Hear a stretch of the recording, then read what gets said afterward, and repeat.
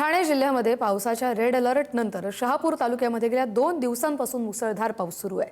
मुंबईच्या पाणी पुरवठ्याचा प्रमुख आधार असलेल्या भातसा धरणाच्या पाणलोट क्षेत्रात मोठ्या प्रमाणात पाण्याची आवक वाढली आहे।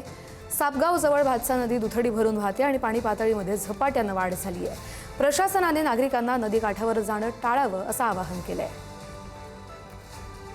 मुंबईला पाणी पुरवठा करणाऱ्या महत्त्वाच्या धरणांपैकी सगळ्यात मोठं असलेलं धरण ते म्हणजे भातसा आणि आपण उभा आहोत त्याच भातसा धरणाच्या या नदीवर। ही भातसा नदी शहापूर तालुक्यातील सापगाव जवळून वाहत आहे। आपण बघतोय या ठिकाणी समोरच या नदीच्या पाणलोट क्षेत्रामध्ये मोठ्या प्रमाणात पाण्यात वाढ झालेली आहे। कारण वेधशाळेने वर्तवलेल्या अंदाजानुसार 2 दिवसांपासून ठाणे जिल्ह्याला रेड अलर्ट देण्यात आलेला आहे।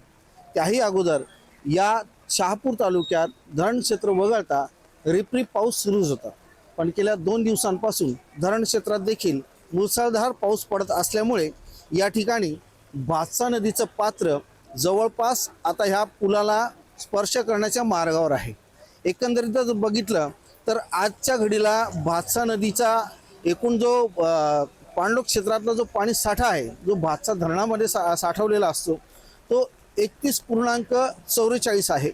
पण गत वर्षाच्या तुलनेत, कारण मागच्या वर्षी याच दिवशी धरण क्षेत्रामध्ये 54.41% पाणी साठा होता।